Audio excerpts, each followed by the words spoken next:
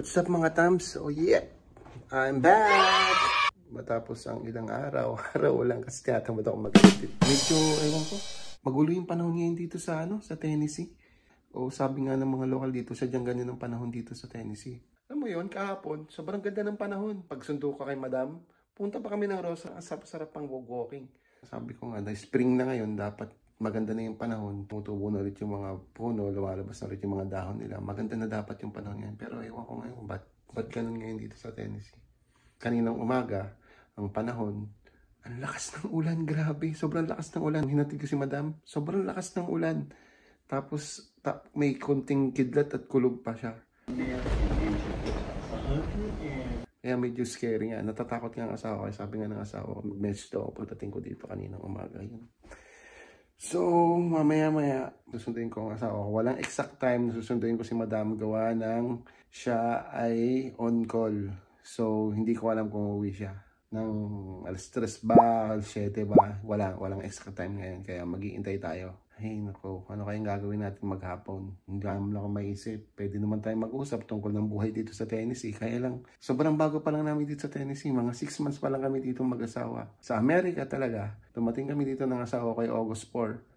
So, sobrang bago pa lang namin dito sa Amerika. Kaya wala ako sa inyong masyadong ma-share na ano ba dapat ang meron ka bago ka pumunta dito sa Tennessee. Anong ina-expect mo dito sa Tennessee? Wala pa sa ngayon. Pero meron ako mga ilang bagay na alam. Para sa akin kulang pa. Parang dapat mas marami pa akong alam para ma-share ko sa inyo. No? Mamaya samahan niyo ako. Sundin natin si Madam. Okay?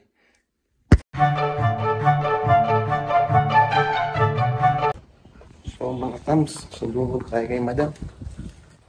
Alas magsi-7 na. Magse-7 na pero tinan nyo kung gaano pa kaliwanag. Maliwanag pa.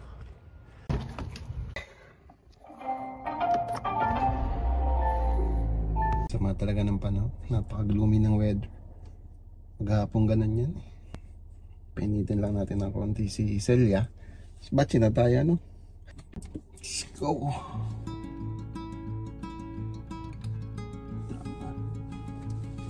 Lubong na tayo. Pasabay din naman ang driver dito. Yun nga mga Tams. Halos maghapon ng umulan dito. Ang oras na. Mga 5 na natapos ang ulan. Buti na lang wala akong pasok ngayon. Pasok ay bukas pa. Tsaka mga Tams, hindi ako nurse. Hindi tayo nurse dito sa Amerika. Tayo ay store associate dito sa Amerika. Kasi hindi naman tayo professional hindi naman tayo nakatapos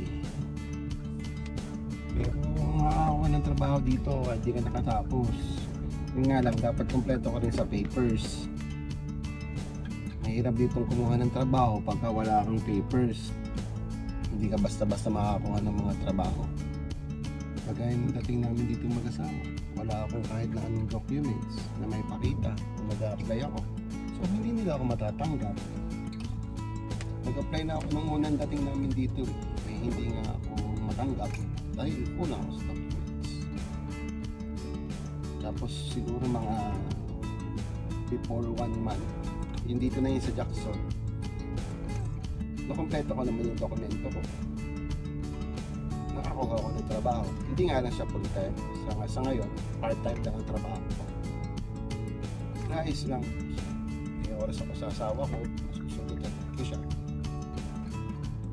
Malapit lang dito sa amin yung trabaho ko. Tapos at the same time natututunan ko yung kultura nila, yung language nila, kasi iba pa rin yung language na dito kahit medyo marunong tayo sa English. Iba pa rin yung pag-i-English nila dito hindi siya kaparehas nung sa atin Tapos ikaw pag nagsasalita ka, hindi ka rin nila maintindihan minsan kasi iba yung accent mo. Kaya iba pa rin, mahirap pa rin. Kaya ako tiyagaan muna ako sa part-time. Pag sabi ko nga, pag ako nasanay na talaga na pakikipag-usap sa kanila, nalaman ko kultura nila ng pagtatrabaho, kultura nila dito, mas madali ako makaka-apply sa ibang trabaho. Tapos makakagain ako ng experience doon. Pagka nakakagain ako ng experience, siguro naman mabibigyan ako ng mas magandang opportunity. Kasi meron na akong experience eh. Kesa sa zero talaga, medyo mahirap pagka zero experience eh. Tapos wala ka pang kalam-alam talaga sa mga ano dito. Sa mga padali dito. Iba din eh. Iba. Pero yun nga, yung sa mga katrabaho, naiisip ko na para rin ako nasa Pilipinas. O kaya na kasi nag-Saudi nga rin ako dati. Yung pare-parehas din na merong mabait, merong pasaway, may sumpong, mga ganun. Pero alam mo naman tayo mga Pilipino, magagaling tayong makisama. Yung sa asawa kong trabaho, papunta ng south ng ng Jackson, Tennessee. Doon pa sa south yung yung mismong sinasabi nilang lumang lugar ng Jackson. Doon talaga hindi dito sa amin. Although dito sa amin, marami ng establishment. Yung pinakita ko sa inyo sa nung nag-walking ako, dami ng establishment dito. Hindi masyadong uso dito yung mall. Parang sa atin yung outlets, gano'n, yung tabi-tabi yung tindahan. Malapit lang sa bahay namin yung tas. Doon din ako nagtatrabaho sa lugar na yun. Bali, meron dalawang klaseng gano'n dito na parang outlet. Isa yung malapit sa bahay namin. Isa malapit din lang naman. Puro mga 5-minute drive. Tapos dito sa North Parkway na to, kakaliwa na tayo dyan. Marami naman daan papunta doon sa hospital ng asawa. Pwede kang dumiretso. Hollywood Drive, pwede tayong kumaliwa dito. Pero mas trip ko dumaan dito kasi wala dito masyadong sasakyan. Tapos parang subdivision lang siya. Hindi kagaya dito sa diretso. Puro highway na highway talaga yan. Yung diretsong yung kanina, pag pupunta ka ng Alabama, Mississippi, pwede ka rin doon dumaan. Tapos dito, kakaliwa na tayo sa Wallace Road. Kakanan ka lang. Kaliwa. Yari tayo sa kaliwa pala yun. Hindi tayo yan. Straight direction lang yan. Dito, wala nang traffic light, kaya masarap dito dumaan. Dito, relax ka lang. Kulit ng weather talaga rin. Yung gamit na masama-masa yung pakiramdam. Nasa ko tipid kami ngayon sa kuryente kasi hindi kami nag-heater, hindi kami nag-aircon. So dito lang muna tayo sa parking, hintayin natin siyang mag-message na siya ipalabas na ng gilid kasi doon siya lumalabas sa gilid ng hospital para hindi na siya maglalakad ng malayo. Ayaw niya naglalakad ng malayo pero nung una doon ko siya sa malayo kasi bago lang naman So dito muna tayo. May message ko muna siya, sasabihin ko andito na ako sa labas, no?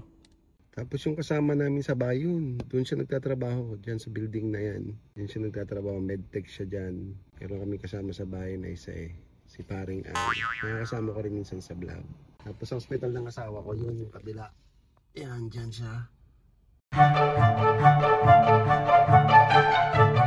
Dito si Madam. Welcome to the vlog, baby. Sakit ng tuhod ko. Oh no!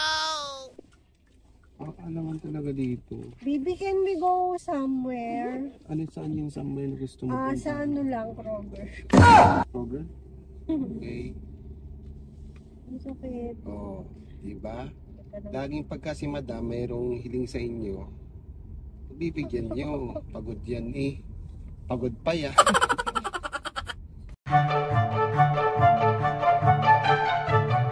Hi, mag-shopping galore muna kami mag-asawa. Shopping. Ha? Ano yan? Daming halaman ngayon. Salad mix. Mga lettuce. Salad mix. Thyme. Lettuce combo. Leaf lettuce combo. Parsley. Sabi, dami na rin sa atin Dami na rin sa Pilipinas. Ito ba yung maganda? Di ba ito? Ang dami nito sa Pilipinas.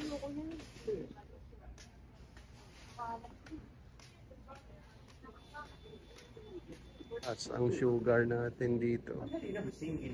Ay.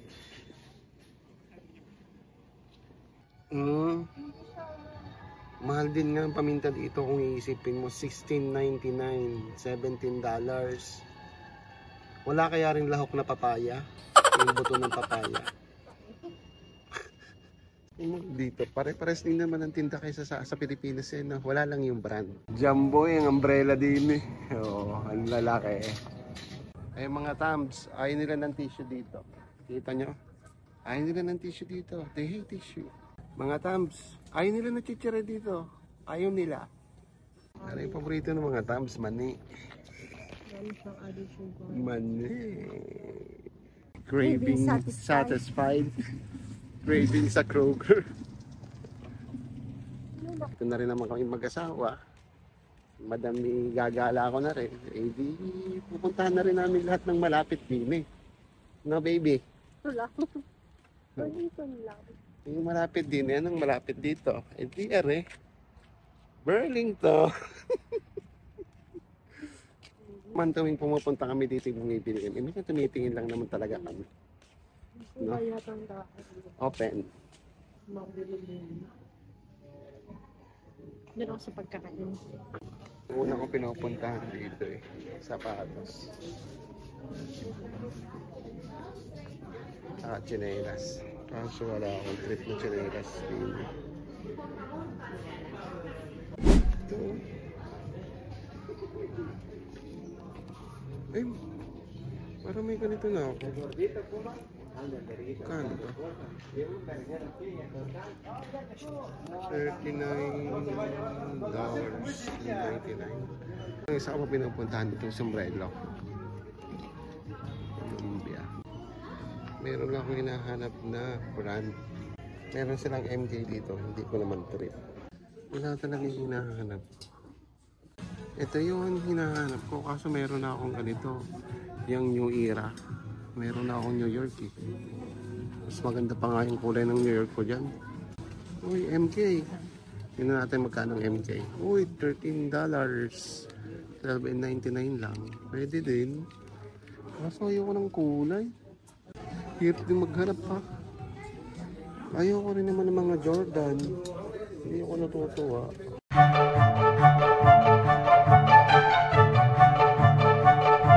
Isawi na naman po ang Burlington sa amin. Wala na naman silang nakuhang pera sa amin. Wala kami nagustuhan. Hirap naman nga pumili. Gusto ko pagkain. Muna tayo ng mail.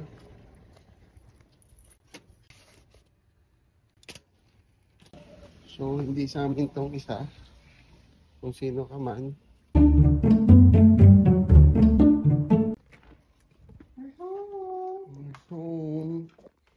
So guys, nakikrave yung asawa ko ng Chick-fil-A, McDonald's, ng Domino's. Siyempre, nagkikrave siya talaga. Kailangan sundin natin yun. Madam yan yun.